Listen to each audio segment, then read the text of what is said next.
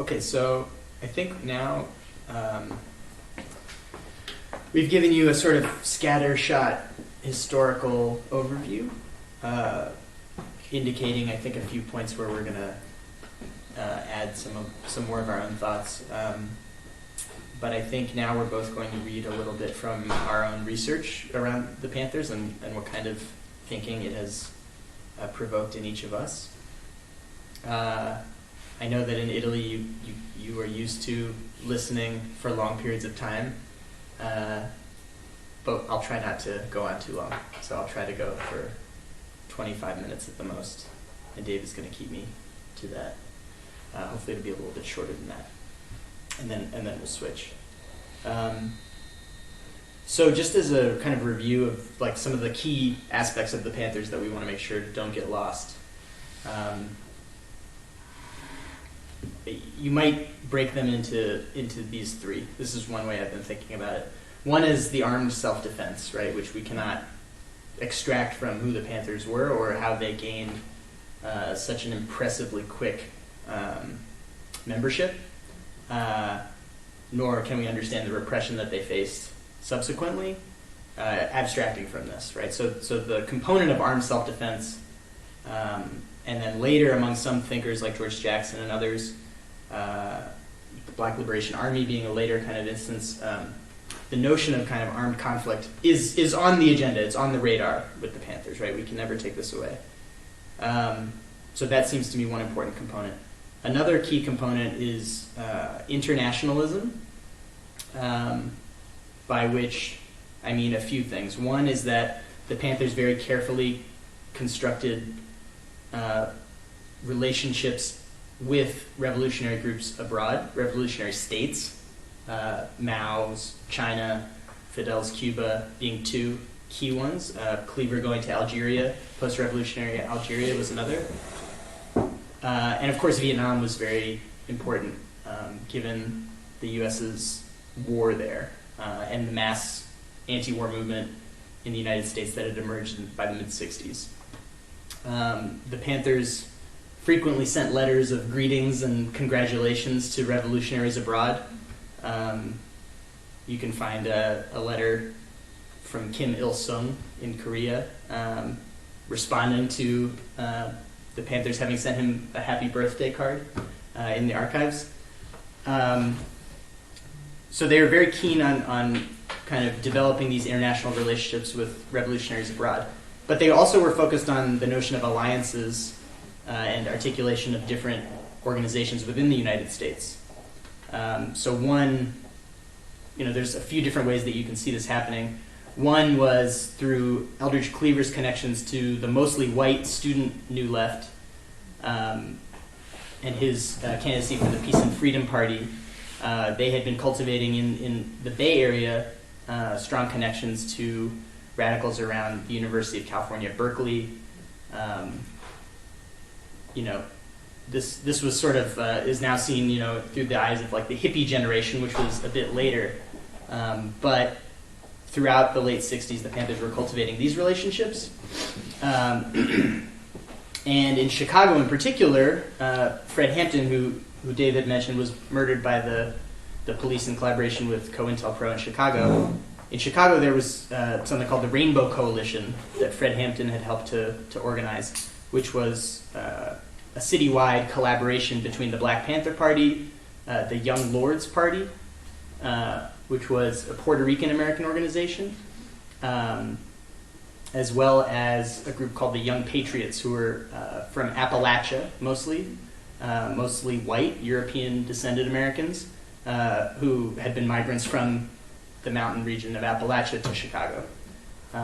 So the Panthers were always sort of keen to develop alliances in a way that I think quickly dispenses with the misconception of them as cultural nationalists, right, or essentialists who were uninterested in alliances. They certainly had terms on which they would enter into their alliances. They were eager to protect some autonomy and decision-making in any alliance that they entered into. But they were by no means separatists.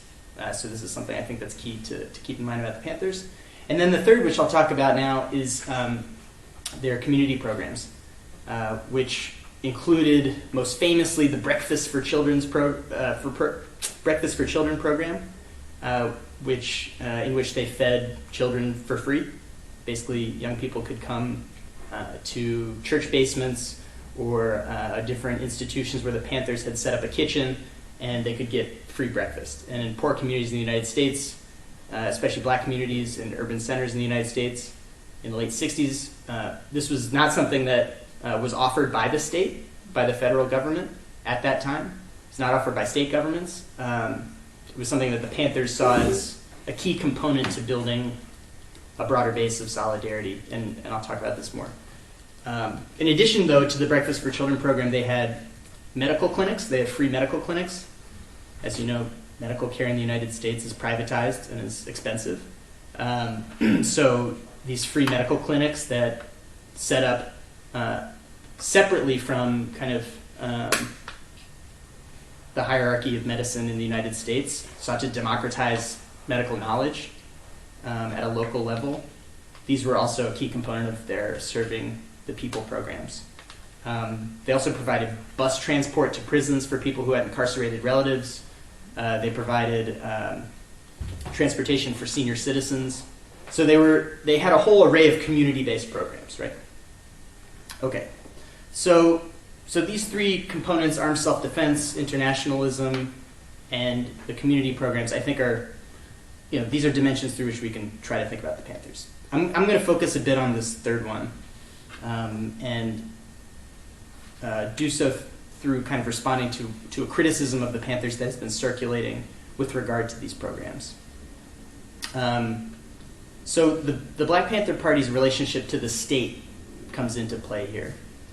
I think that to respond to some of the criticism of the Panthers and their community-based programs, which some have argued simply mimic in a smaller form, a weaker form, what the state should be doing and what the state had begun to do in the Great Society under Lyndon Johnson. I think if we respond to this kind of criticism in a serious way and ask what might be true about this connection, but also rethink it conceptually, I think we can open up some more general thoughts about the state and class struggle, about how the new separates from the old in revolutionary processes, and also the possibility of producing something like communist social relations. So I'll get to that hopefully at the end. But to start, I want to make sure, hopefully it's clear that at least for my part, and I'm sure for Dave as well, we're not interested in hagiography. We're not interested in simply Panther nostalgia, as it's been called.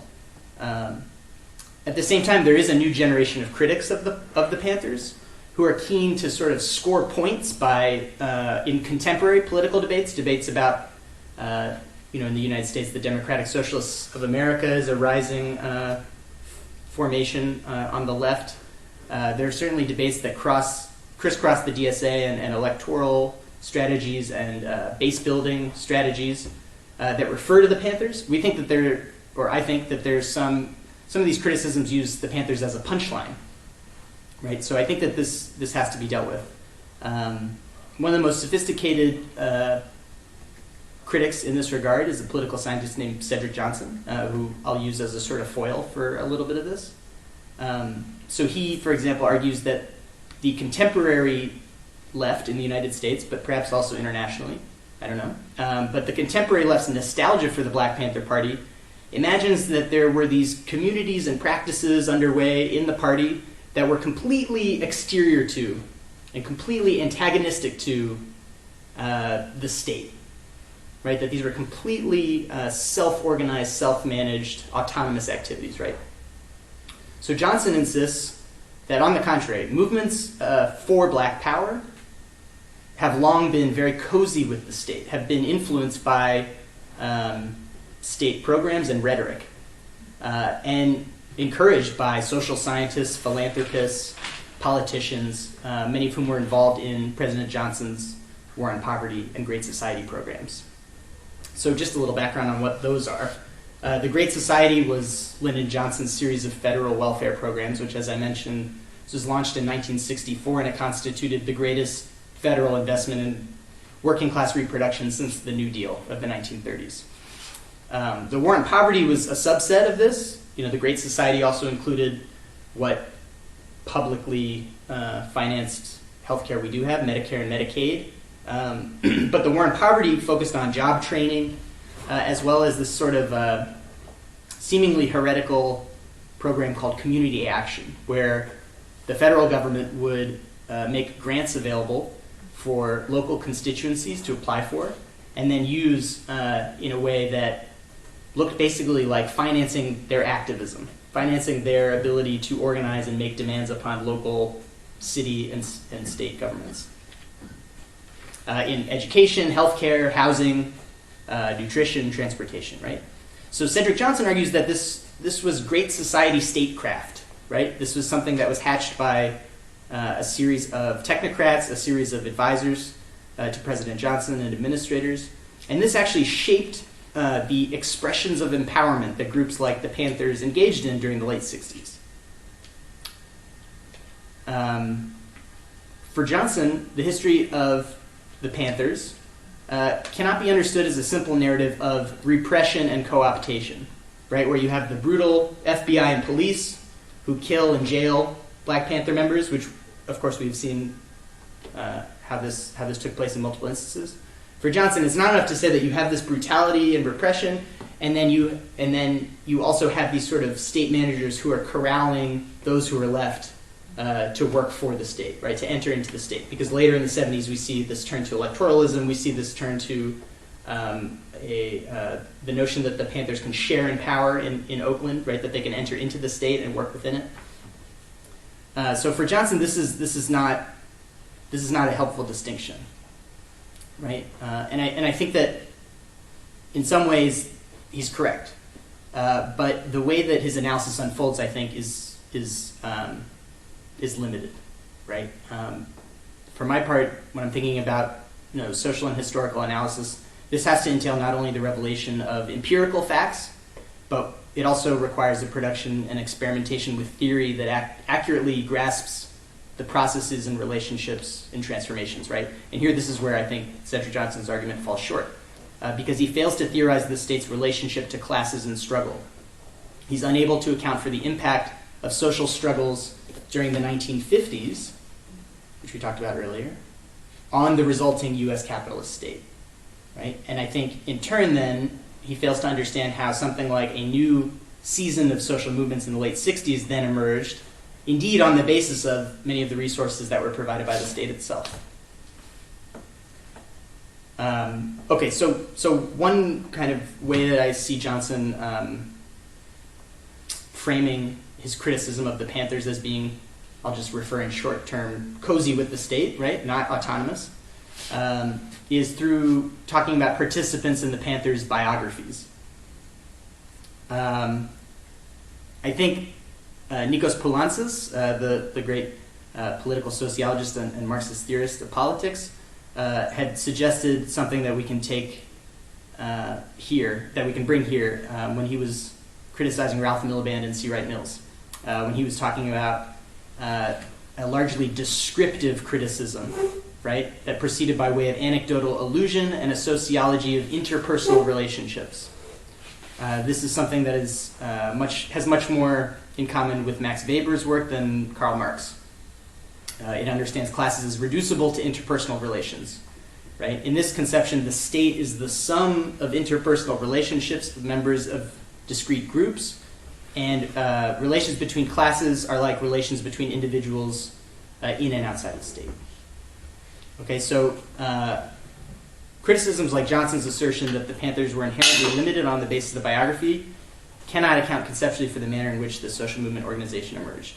Okay, so let's just talk again about the facts, the historical record. Bobby Seale did indeed work at an anti-poverty center. In October 1966, he and Newton founded the organization while Seale was working there. And during the previous summer, Newton himself was employed by a War on Poverty office as a community organizer. He frequented the center where Seale worked. They made use of the library. But my question is, the fact that they had worked in this office, right, does this mean that they were permanently and ineluctably constrained to live out their organizational practice within the confines of this liberal framework that the War on Poverty was founded under, right? An anti-revolutionary framework that the U.S. state architects had in mind for these programs. I think that we, again, need to go back to the 1950s. We need to understand the War on Poverty as embedded in a longer history of the U.S. capitalist state. If we look at the New Deal for a moment, about which much more has been written in the U.S. from this kind of perspective, War on Poverty sort of remains a little bit left to the side here. Rhonda Levine puts forward the following framework as a way of explaining the results of the New Deal, right? What came out of it, as following from class conflict, right? As not simply elite machinations to contain the possibility of insurgency, but their very shape was the result of the balance of forces such as they existed, right? So the outcome of these New Deal programs was not just rooted in the policies formulated by experts, but shaped by class struggle by workers in this previous era, right? As well as unemployed workers. Okay, so if these marks left by class struggle in or perhaps as state programs, if they must be seen as a result of class struggles, this is not to argue for some sort of pluralist conception of the state, where the rulers at the apex, give out different shares of power to different chosen representatives of the dominant classes. Instead, the state, because it seeks to achieve cohesion, right, of the entire formation, its very persistence, the fact that it continues to exist, will mean that it bears evidence, however masked, of those previous struggles. I think we need to see this great society statecraft as a response to black movements in the South in the 1950s and 1960s. As Paolo Carpignano, who was one of these people who, as I was speaking about before, traversed Italy and the United States in the late 1960s and early 70s, as he explains, the black struggles of the 1950s demonstrated that the wageless were part of the working class. They unveiled the factory-like organization of society where ghettos, unemployment, and poverty were not a byproduct of the system, nor a transitory malfunction, but a necessary element in the social reproduction of capital. Most importantly, they brought working class struggle to the society at large, and at that level they forced its recomposition. They united the factory and the community. So we suggest that this sends us down a more fruitful path than the notion of these elite machinations for understanding why the state was expanding into these same sites of social reproduction around which the Black Panthers ultimately sought to root themselves. They were both responding to the same impetus, the same class struggle from below, but with alternate strategic viewpoints, alternate, I'll leave definitions of strategy to Dave, but I'll just leave it at that, alternate strategic viewpoints. Okay, so I'm going to skip ahead a little bit. Something that I think will help set up the next thing I'm going to say is, again, just with quick reference to Nikos Poulantzas. In the 1960s and 70s, Poulantzas sees that the rising social movement pressures prompt the state's intervention into areas of social life that it had not previously sought to intervene in, right? It expanded the field of this intervention, trying to directly manage the reproduction of labor power. This intervention, though, Poulantzas notes, considerably politicized the struggle of the popular masses in these fields, insofar as these masses are now directly confronted by the state. So the state, for Poulantzas, and I'm trying to bring this to bear on the Panthers, is not this absolute structure that extinguishes resistance, right? Instead, it has political effects beyond those which are intended. These react back upon the state itself, influence the degree to which the plans of state managers are implemented, and then create a new field, right? He calls it a strategic field plowed from one end to the other by working class and popular struggle and resistance. So these are inscribed in the state, these struggles are inscribed in the state, but in a deformed manner. Okay, so what does this mean for the Panthers? The forms that the War on Poverty and Great Society programs took can only be understood, as I've said, in relation to the civil rights movement and upsurges of the 1950s, as well as the beginning of the rebellions in cities, the riots in the early 1960s. Failing to see that prior wave of struggle imbued in the anti-poverty initiatives can only lead us to understand the state in an instrumentalist manner, wherein we have a unified capitalist class that's driving history from above or from behind the scenes by means of their tool, which, their state. So I think it's very important for us to draw attention to this previous kind of cycle because then it helps us understand how the Panthers were not, perhaps, if they were not limited by the conditions in which they emerged, they of course were determined by the conditions in which they emerged, right? But is it not possible that Newton and Seal used the poverty center's resources, the library and offices, what we could call the state-digested dead labor of prior waves of activist struggle, in order to research the political and legal history of Oakland, to hold meetings, to print materials, and plan their first projects? The constant stream of black youth who came to the Anti-Poverty Center for services, these were people who Newton and Seal successfully recruited into the party cadre, including little Bobby Hutton, who, as Dave mentioned, was killed in the shootout involving police, and Eldridge Cleaver. So I want to pose this question of, is it possible that they could have done something else, right, with these same resources that may have been earmarked for extinguishing a prior wave of struggle? Okay, I'm going to skip ahead again to make sure I get through all this. Okay, let's return to the community service programs themselves, right? So we've dealt with one of these criticisms, which is that the Panthers emerging in relation to the state meant that the Panthers were permanently confined to the liberal imaginary that had designed those programs in the first place. I hope maybe I've troubled that a little bit, although I know I've done too little there.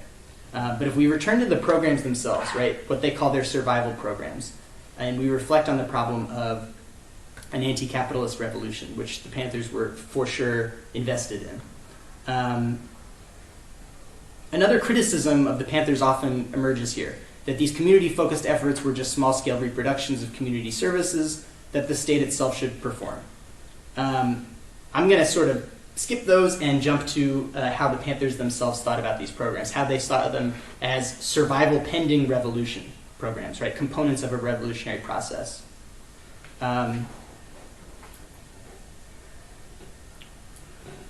Skipping ahead a little bit.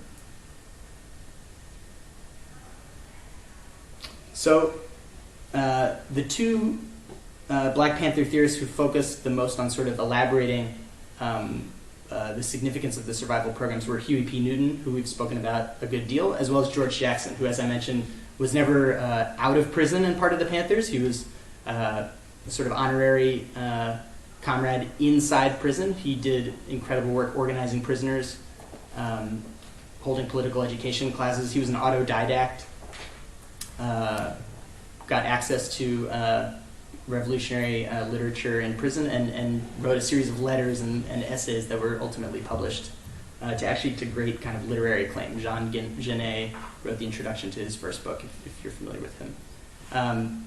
But so what Jackson does here, as well as Newton, is they theorize these programs as explicit counter-institutions to the war on poverty.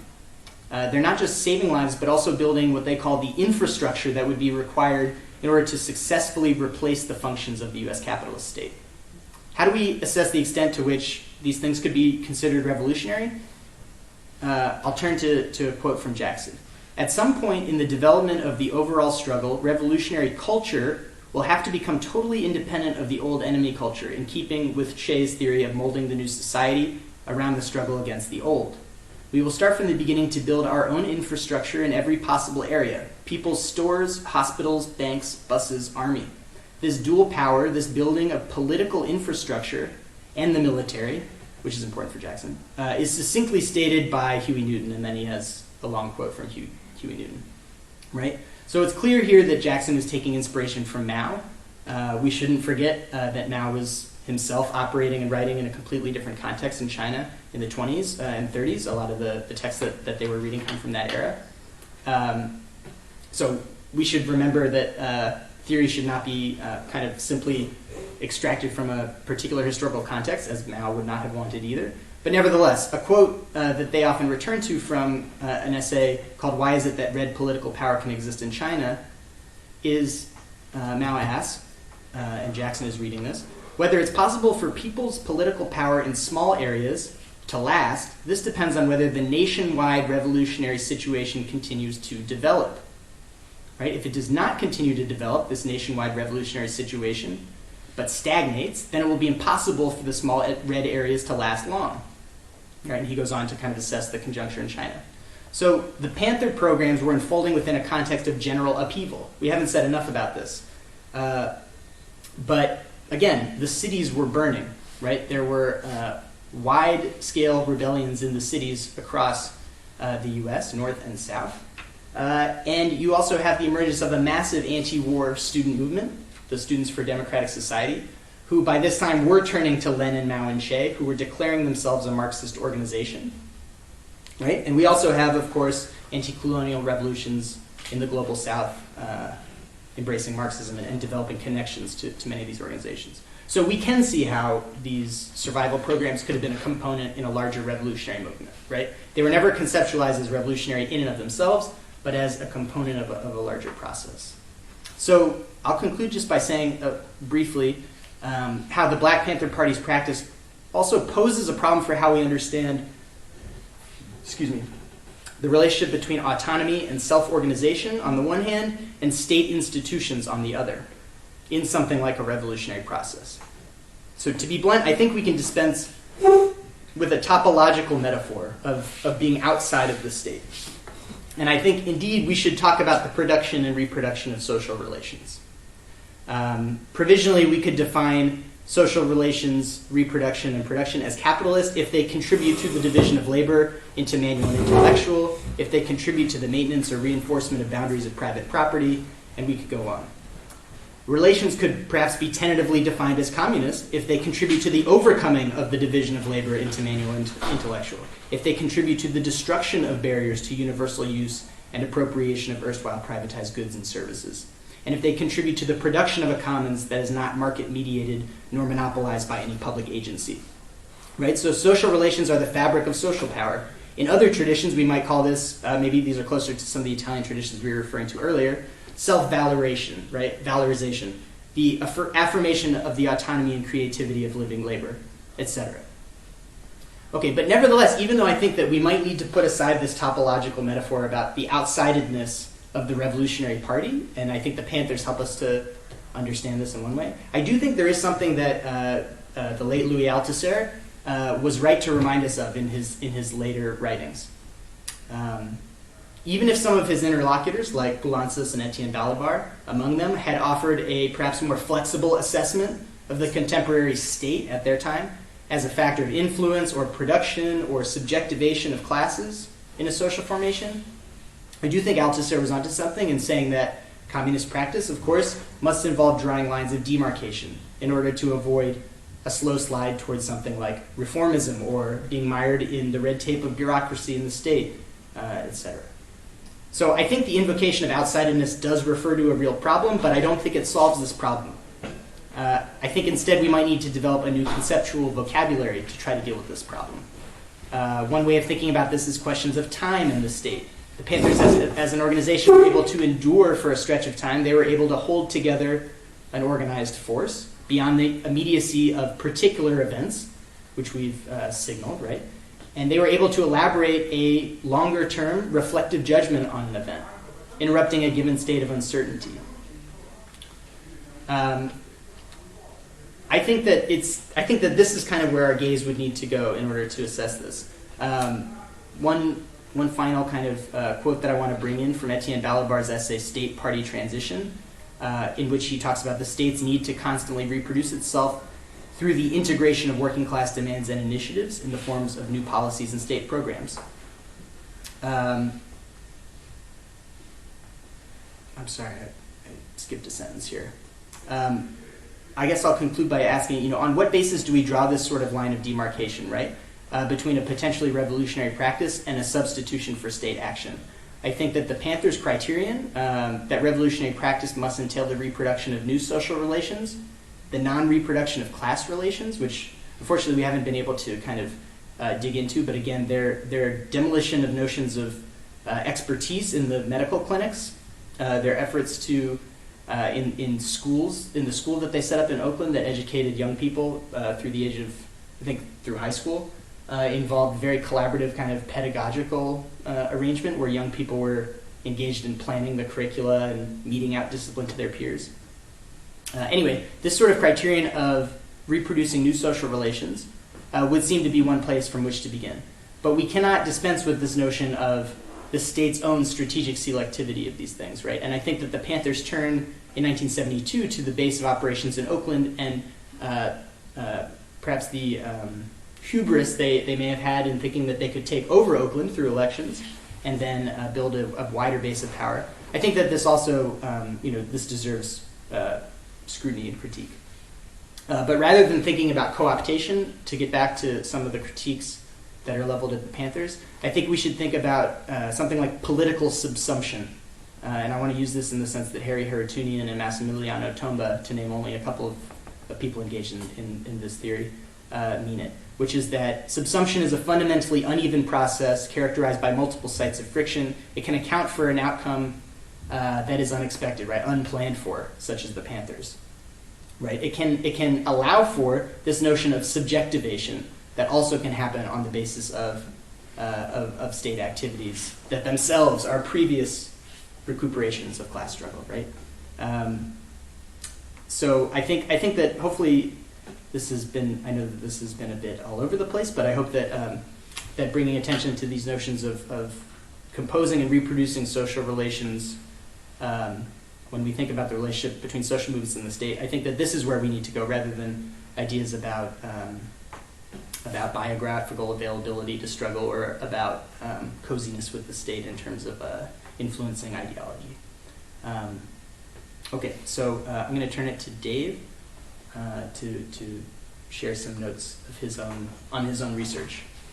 Okay, thanks, Andrew. And yeah, I think this question that you were getting to when I was walking back into the room about time could be a good basis for some discussion, because my approach to strategy is sort of heavily informed by understanding time, and particularly this concept of conjuncture in the Marxist tradition, and what that has to say about strategy. So to just kind of situate my work a little bit, I'm going to just read a few pages from the end of this chapter. But I understand what I'm doing to be supplementary to the recent critical scholarship on the Panthers that we mentioned. Not all of it, but I mean some of it, some recent debates and some scholars who are scholars of the New Left broadly have, criticisms that Andrew was detailing. But a lot of the critical scholarship on the Panthers, I think, is quite useful and helpful. I wish I had a little bit more time to ground myself a little bit more thoroughly in it.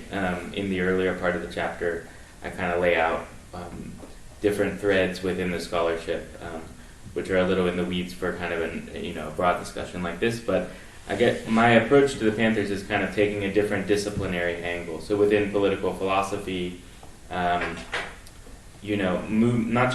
really the Panthers, but political movements in general are often used as a kind of stand-in, and there isn't a lot of philosophers and theorists only have a kind of facile engagement with the historical material. And so I think that's a problem, but at the same time, one of the reasons they have this is because there's a kind of disciplinary gap between the sorts of questions sociologists and especially historians are asking and the kinds of questions that a philosopher might ask. So in terms of trying to understand what strategy is, my kind of gambit in the project is that it's useful to try to give a theoretical account of what is meant by strategy, which is largely lacking throughout different types of discourse. So when I say this, I guess when I say strategy, one thing I'm not trying to do is give a description of a kind of empirical unfolding phenomena, even if I'm trying to pay attention to the kind of linear march of history that I went through in the timeline. And what I'll do in a second is kind of talk with you about some different sort of tendencies in the literature that I see to define strategy in a certain way, and give you my definition, and then we can maybe discuss a bit. So just to kind of mark a couple things that we might want to talk about. One book that is well known in various different debates throughout the globe in the Anglophone world, but also especially in all the recent debates about populism going on in lots of different places, is Hegemony and Socialist Strategy from 1985 by Ernesto Laclau and Chantal Mouffe. And one thing that's quite interesting in the book is that if you look for a definition of strategy or what strategy means, it's nowhere to be found. I think there basically, or for our purposes, there's kind of three ways you could look at strategy in terms of what Laclau and Mouffe say. One is something Andrew did a moment ago when he gestured towards me, which is to say that we designate something as strategic in a kind of ad hoc way, and not to be overly, not that we need univocal my sort of impetus is not to say we need univocal understandings of every single word that exists. That would be sort of insane. But there's a kind of general, in terms of how strategy is used as an adjective, there's a kind of logical priority often given to the strategic over strategy. So we call something strategic without having in mind that there needs to be a kind of individuated or singular understanding of strategy that makes something strategic. In other words, we can just kind of say something is strategic insofar as it's simply useful for some end. And we don't have a kind of, in terms of thinking about practical reason or something like that, we don't have the idea that there need, means-end relationships and instrumental relationships just don't need to have a kind of unified theoretical framework. So that exists, and I'm not trying to adjudicate against that. But I think it can be helpful for theory to kind of intervene and give a kind of definition of what strategy is trying to do that makes it a kind of singular endeavor. So that's one possibility. Two other senses from Laclau and Mouffe. One is that strategy is something like an arena of debate. So it's a kind of, and this I think, somebody like Daniel Ben Said I think is even more helpful than Laclau and Mouffe with this. So in other words, strategy entails the debates between party intellectuals and leaders about various questions that have arisen in the workers' movement and beyond the workers' movement. And so, we reconstruct debates between, debates in various internationals between so-and-so and so-and-so. Some people, on one side of the debate, they might understand things philosophically or theoretically in a way that's antagonistic with someone else on the side of the debate, but they're both happening in a kind of arena that is sort of practically called strategy. So the arena remains relatively static, and what strategy means doesn't have any relationship to the particular conjuncture. It's just kind of like, this is all the history of strategy or strategic debates on the left. And then I think, we could talk about Laclau and Mouffe more. I won't say much more than this, but I think if you look for what Laclau and Mouffe mean by strategy, it means the same thing as hegemony. I think they think that basically any strategic movement will be an attempt to marshal hegemony. And so I think the title of the book, I think, could be more accurately kind of put as instead of hegemony or socialist strategy, it would just be hegemony, and then in brackets, socialist strategy, because I think they think it basically means hegemony, politics, a project for constructing a left alternative. These are all synonymous terms, I think.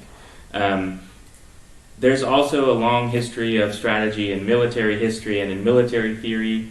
Probably the most well-known outside of scholars of military history is Clausewitz, who Foucault cites. Clausewitz is quite interesting because he's a Kantian avant la lettre. He's taking notions from Kant's critiques and applying them to Napoleonic War.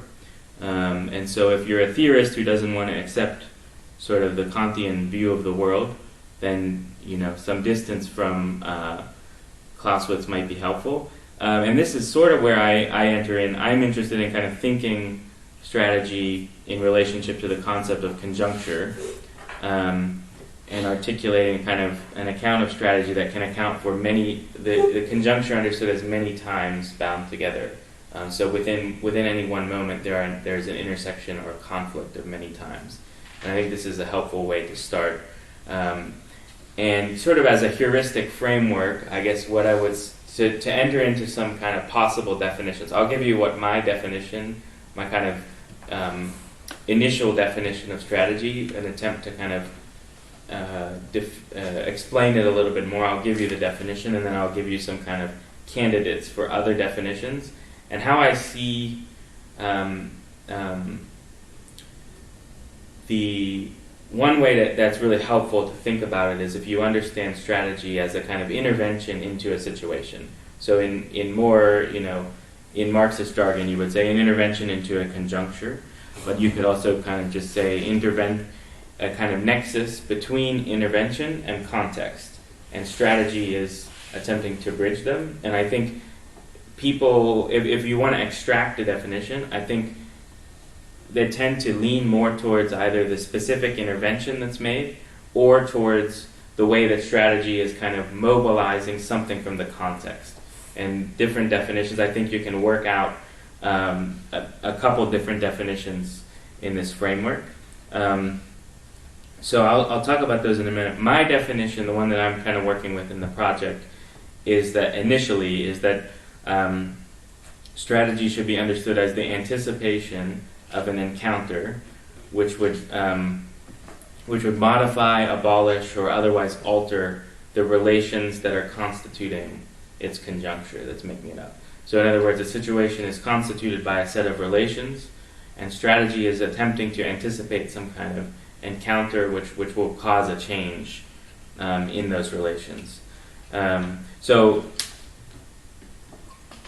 to talk about that definition in relationship to the Panthers, we would need a long time to talk about weaving it within the threads of a tapestry that would include concerns in the archive of the Black Panthers around anti-colonialism, which is something we haven't talked about today, but one of the other theorists who is very influential on the Panthers is Fanon, and the kind of understandings of black people as an internal colony in the U.S., which other people in movements were talking about at that time. So anti-colonialism, black self-determination, and black power, the Panther patrols of the police, armed self-defense, as well as the question of the law. So I'm presenting this definition to contrast it with some other possible candidates. I'm going to talk a little bit about the early history in more detail in a moment, so that this definition can kind of be situated in relationship to it. And then I'll try to draw out some sort of like theses or some conclusions about strategy on the basis of my definition, which is attempting to, the name I'm kind of working with is to try to give it an account of its dynamic emergence, so that it doesn't necessarily emerge at a particular moment within time, but that there's a kind of dynamic emergence in accounting for a singular strategy. So to kind of like mark this off, I'll just kind of go through some definitions, and I'll try to explain them briefly in terms of how. So if we think of strategy, we probably think of means and ends, and also I think it's helpful to think of a strategy can be simultaneously theoretical and it has practice involved in it. And so I'm not so interested in kind of like, specifying particularly a definition that breaks with these common notions of strategy. I don't think that would be useful for understanding political history. And I think the different definitions that you could sort of attempt to make of strategy emphasize one or another of these aspects. So one definition that you could give is a kind of interventionist definition where you link strategy to the ingenuity of individuals. So strategy would distinguish itself through a specific innovative act. So it would be coming up with a specific innovative act. Many people, I think I would say this too, would probably say that this is something more like a tactic, a specific thing that is repeated. But if you want to define strategy as, this one specific thing that we keep kind of doing that's unique to us, that would emphasize the means and practice over kind of ends and theory.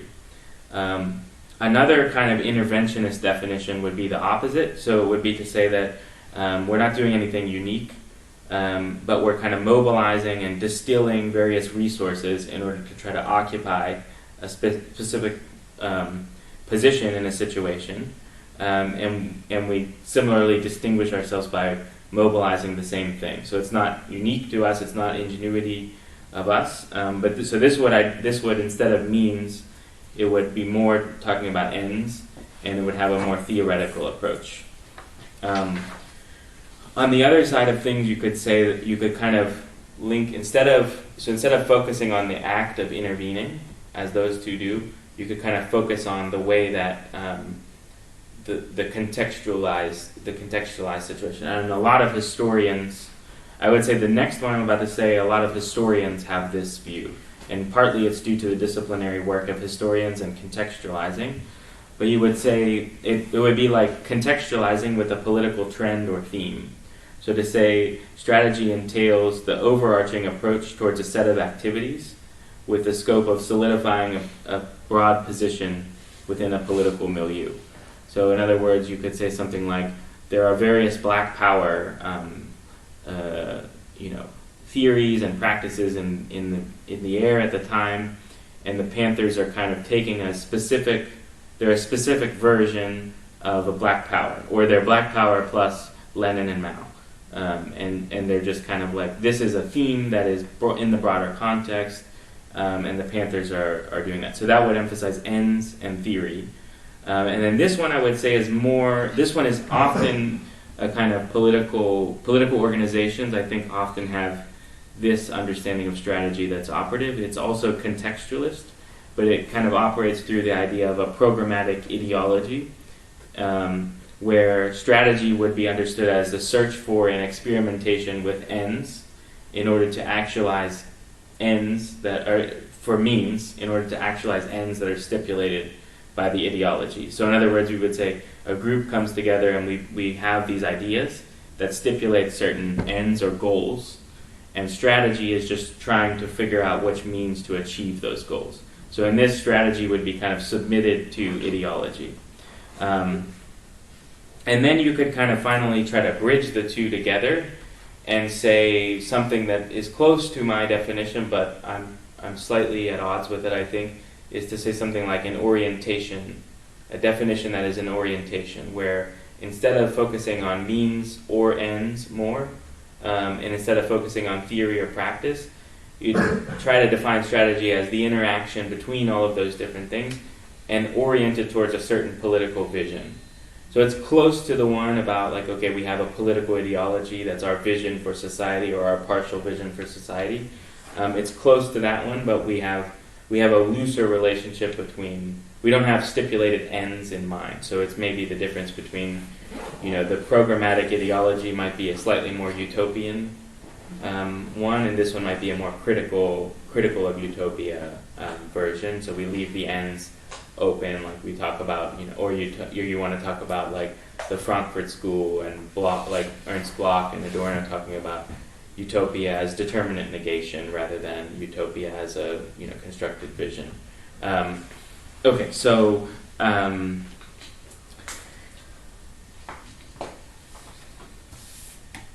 good. So to turn to the earliest history, it's important to sort of note several points, and these are basically, just going through these to kind of demonstrate that there isn't really anything that is unique to the Panthers in terms of what they were doing. And conceptually, we might want to talk about this in terms of the function of repetition at the beginning, like a sort of repetition in the way that Deleuze or someone like that would talk about repetition. So first, just to kind of, we didn't get into, Andrew mentioned this briefly, and I mentioned that Newton and Searle knew each other through student movements. So Searle and Newton initially met during a debate in 1962 about the Cuban Missile Crisis at Merritt College, which featured Donald Worden, who was a leader of the Afro-American Association, which Newton belonged to, and Searle would eventually join.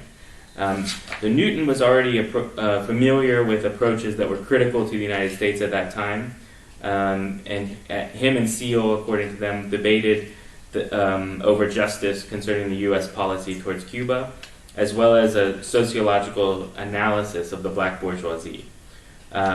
So together with Worden, who had praised Castro in his speech, Newton and Searle would read prominent black radicals like W.E.B. Du Bois, and just a few years later, the two would become involved in a front group for what's known as the Revolutionary Action Movement, which was a Philadelphia-based organization which placed a strong emphasis on anti-imperialism and Marxist black nationalism.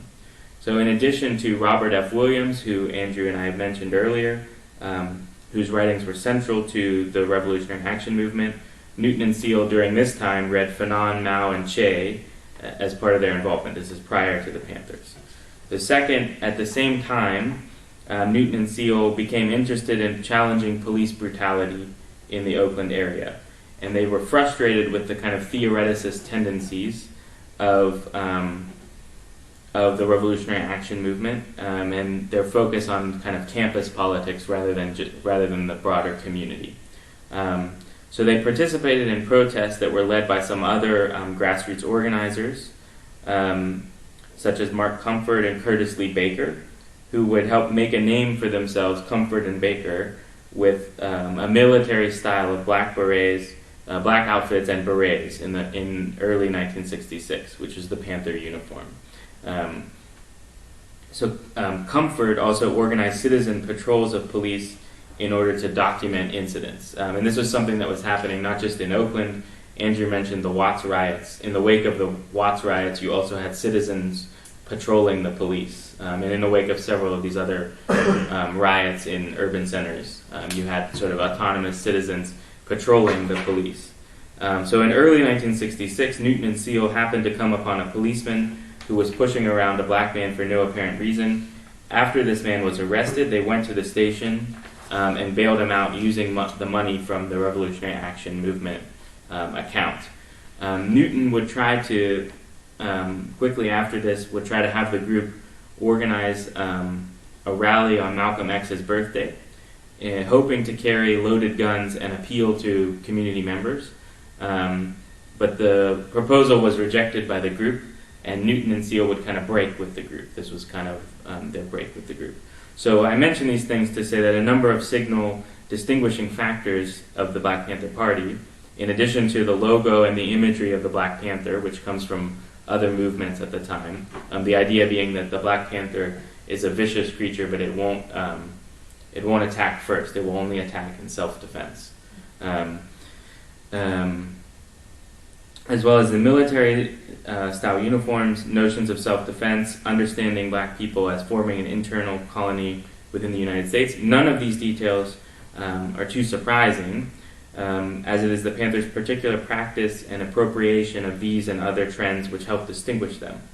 But a third important thing to note, and this is a contentious point in the literature, but is that there is one of the major, and perhaps the sort of major in the imaginary around the Panthers, the idea that they adopted a 10-point program, which we can pull up later and show you, at their founding. So they had a kind of program to outline, their vision. In October 1966, we don't have any surviving records of this program at the initial sort of so-called founding of the party, even though almost all accounts repeat this notion.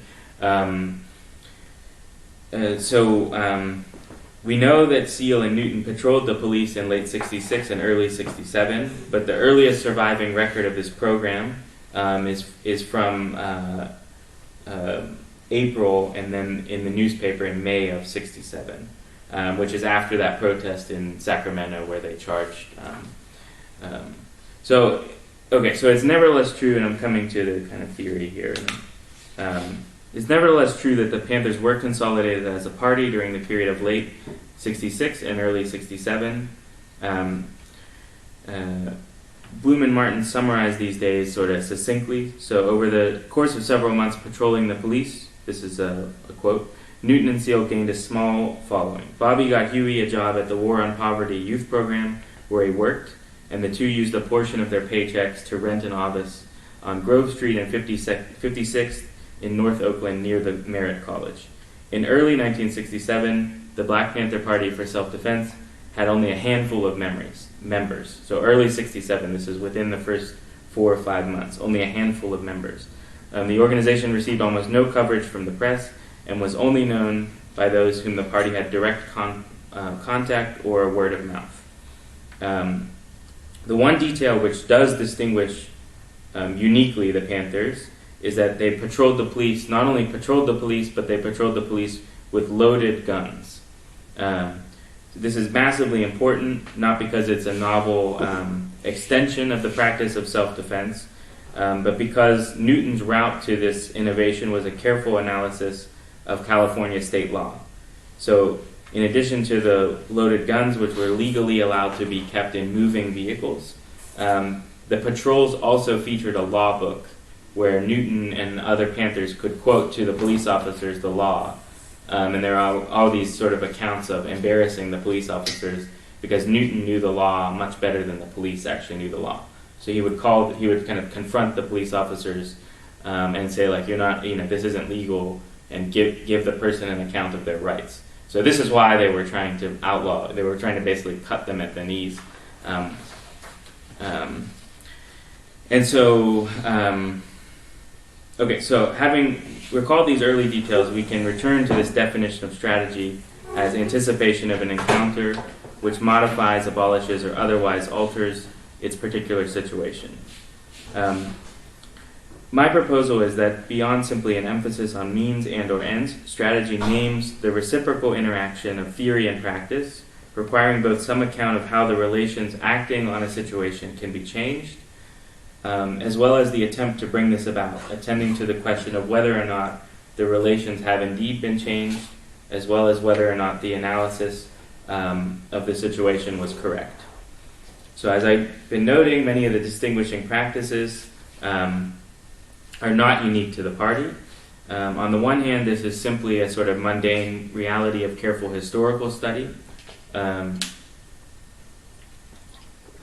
the other hand, this presents a kind of a challenge for articulating the emergence of strategy. So as I said at the kind of outset, one option would be to stress their combination or their sequence. Sorry, I lost my place. To the extent that we can discern the combination or sequence. Another would be to pick up on the ingenuity of Newton, Seal, and the earliest members, maybe especially Newton's mastery of the law, and his unique innovation to push the legality of the police patrols to perhaps its absolute limit with the holding of the loaded guns in confrontation with the police, such that the state was swift to respond in displacing this practice beyond the bounds of legality by passing that act in response to the patrols. In other words, we could try to locate the emergence of strategy through focusing on an original intervention or an original arrangement of contextual or conjunctural factors, or else bridge the two by characterizing their interaction through an original orientation of the party. I don't think that an exhaustive search for an origin of Panther strategy can successfully account for its emergence, or more importantly, its attendant force within the situation that the Panthers found themselves.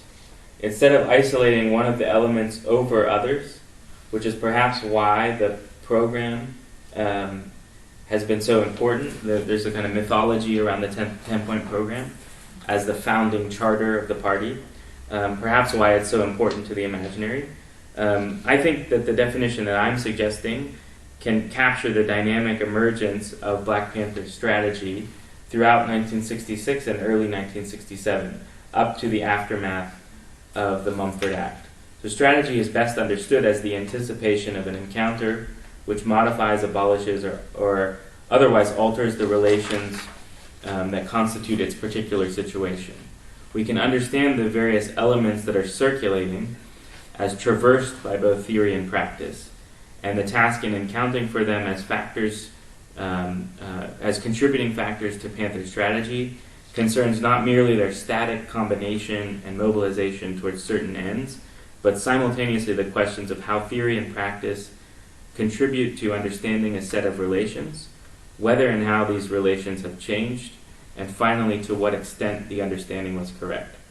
Accordingly, the earliest experiences with both study and service, including frustration around police brutality, enabled the first Panthers to marshal an account of their situation as one in which they lacked power in the most openly antagonistic sense possible, undergirded by an unassailable and unaccountable police repression. Newton expresses this plainly in the opening lines of his first essay that he wrote for the Black Panther newspaper, which is entitled Functional Definition of Politics. This is Newton. Politics is war without bloodshed. War is politics with bloodshed. Politics has its particular characteristics which differentiate it from war. When the peaceful means of politics are exhausted and the people do not get what they want, politics are continued. Usually it ends up in physical conflict, which is called war, which is also political.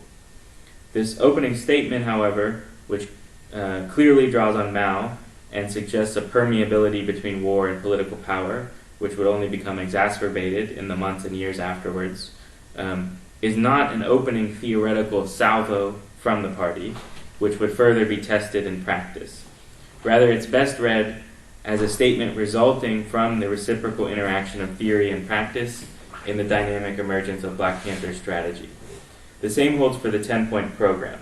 To reformulate this in a kind of narrative sequence, we can say that Newton and Seal first experienced a number of ways to understand their situation, including the study of Black radical and anti-colonial texts, observations in day-to-day life, and inquiry and discussions with the community.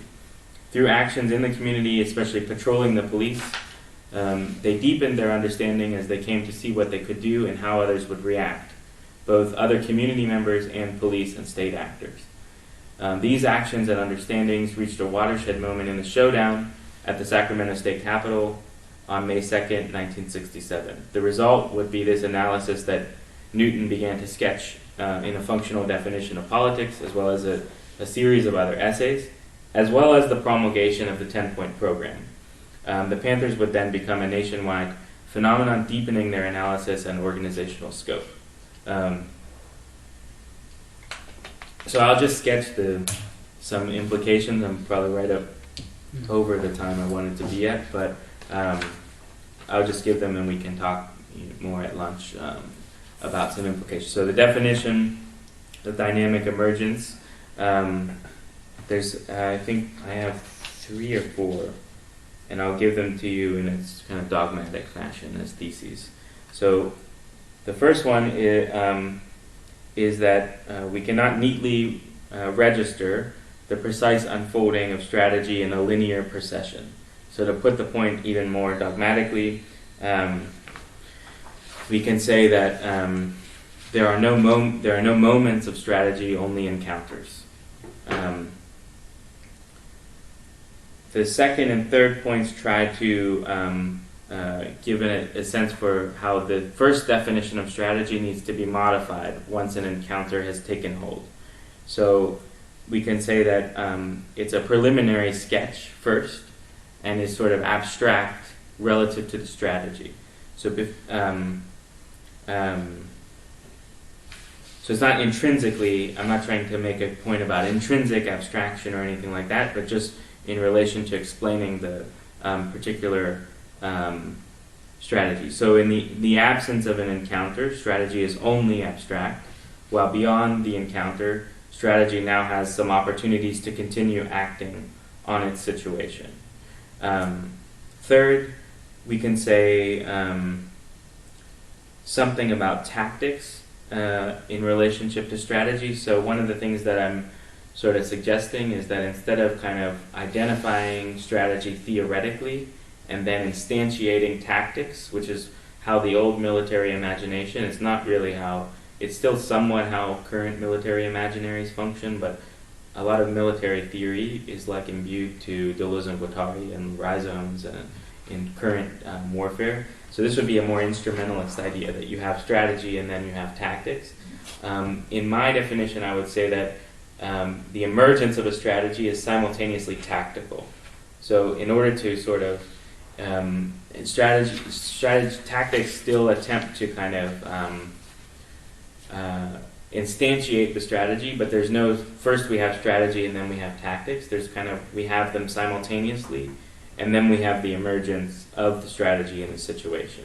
So fourth, could say something a little bit more about this. I'm still thinking about this, but one of the things I'm thinking is in terms of ideology, as once the encounter has taken hold, there's an attempt to kind of promulgate an ideology which would hold open the space. So would hold open the space because the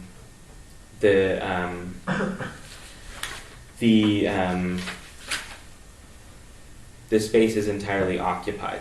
And so I think in terms of having the space open, so the space of the conjuncture prior to the strategy taking hold is already entirely occupied by a multiple and conflictual set of other strategies. Finally, I'll just kind of wrap up with the fifth.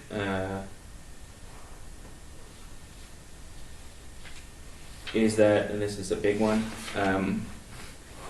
so let's not give any sequence within dynamic. So because of the first one that we can't pin to any sequence, we also don't want to give strategy an expressive relationship to its context. So to put it most dogmatically, this means there are no subjects of strategy. Instead, I want to try to think about in the rest of the project, considering the subject, like the program, as one example of a tactic.